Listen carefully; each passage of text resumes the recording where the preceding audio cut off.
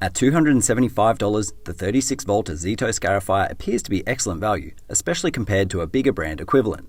But is it any good or a complete waste of money? Let's find out.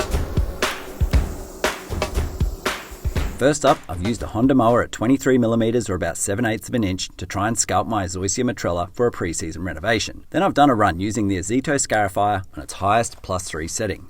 The Scarifier really lifts the Zoysia, allowing for a lot more to be removed with another mow at the same height. It also does an excellent job at removing a lot of the dead leaf matter out of the turf. Another run at the same height removes an appreciable amount of material and gets this lawn down to a true 23mm.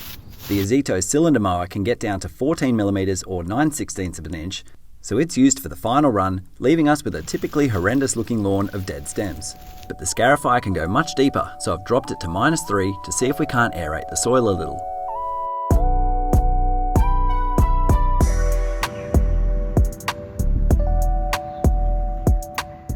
For the next run, I've dropped it to -6, and there's an appreciable difference to the quantity of soil being lifted out with the stems.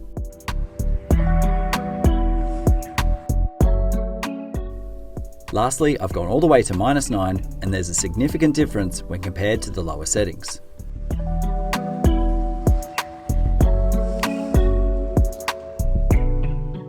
Finally, I've gone for the hard yakka method of punching out cores and covering the lawn in earthworms. Fast forward 4 months and the lawn looks pretty good, but it's pretty thatchy. Measuring the depth of cut and the -3, 6 and 9 settings correlate pretty much to their depth in millimeters below the ground level of the wheels. So I've picked up the aeration tines, which are extremely easy to swap over. Just unlatch one side, remove the blades and insert the tines. The tines do an extremely good job of lifting a lot of the dead matter out of the lawn without aggressively cutting a lot out of it. It also stands the grass up nicely to help thin it out and gets a truer height of cut. The aeration tines clearly don't aerate into the soil, but do an excellent job even on a single pass with a significant amount of thatch being removed compared to chopping the top with the regular mow.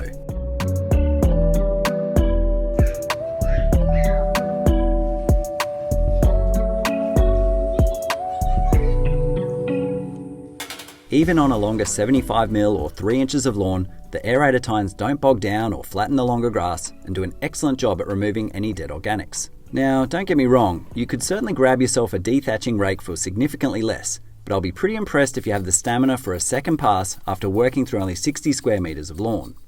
It certainly does the job, but the Scarifier is significantly less effort. But what could be improved? The guard makes it clog up, and while you can buy a catcher for another $50, I've drilled a hole in the guard so that I can use a piece of wire to hold it slightly up. But everything else about it is awesome.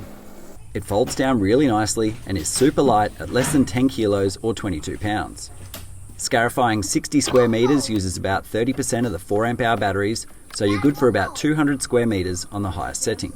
But I'd have preferred if it was sold as a groomer and came with the aeration tines, which don't really aerate at all but are excellent for lightly thinning out the turf, and they included the catcher with the Scarifying blades being the optional extra. Overall though, it's a great price, does the job, and is a worthy addition to your shed if you're looking to level up your lawn. 4.5 stars.